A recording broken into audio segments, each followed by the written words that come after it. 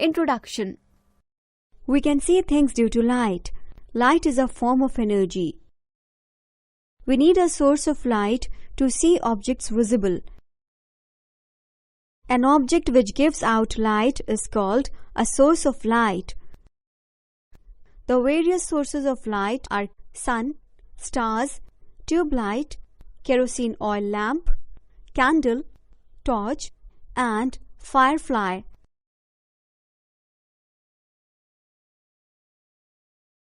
Sun is the most important source of light. Those sources of light which occur in nature as such are called natural sources of light, such as the sun, the stars, etc. Those sources of light which have been made by man are called man-made sources,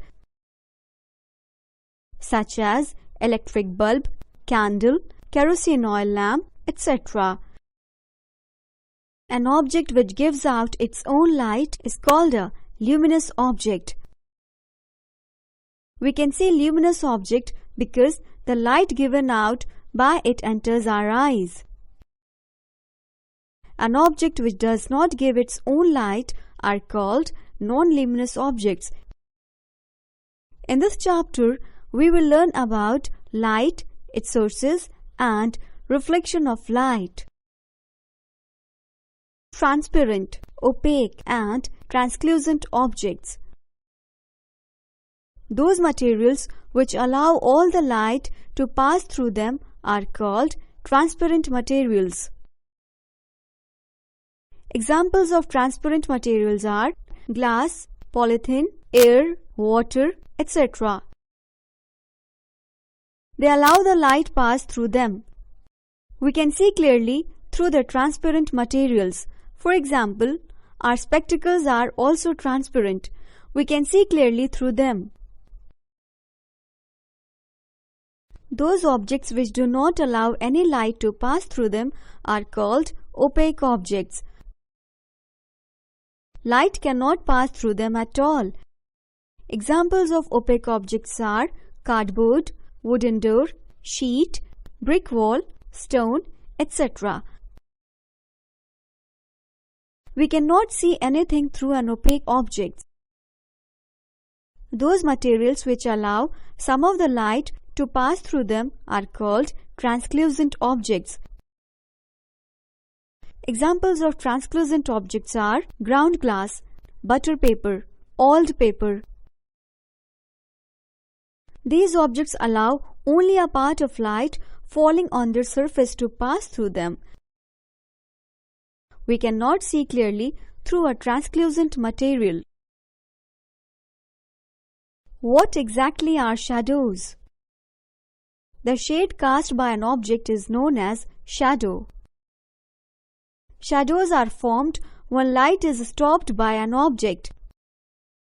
An opaque object stops the light completely, so an opaque object casts a dark shadow behind it. A translucent object casts a weak shadow as it stops the light partially. A transparent object does not cast any shadow behind it. An object forms shadow on the opposite side to the source of light. The sunlight also forms shadow of the objects which are on the ground or near the ground. For example, when we stand in the sun, our body casts a shadow on the ground.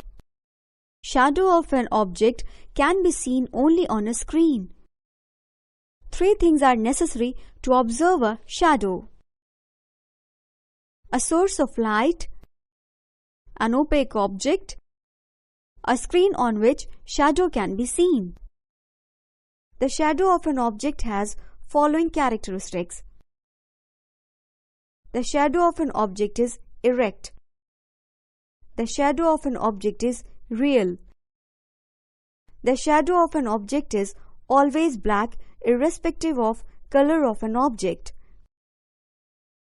The shadow can be smaller than object, equal to the object, or bigger than the object. The shadows of different objects are different. Activity. Take a torch and light in a dark room. This torch is a source of light. A sheet of white cardboard is taken and held vertically in front of the torch at some distance from it. This will act as a screen. Hold a key or any other object in front of the torch close to cardboard screen. A shadow of key is formed on the cardboard screen. In this activity, key acts as an obstacle in the path of light of the torch. Because of this, light rays of the torch do not go behind the keys. So, light cannot pass through it and shadow of key is formed. If we go on increasing the distance of cardboard from screen, we will find that the shadow of key become fainter and fainter. A natural pinhole camera.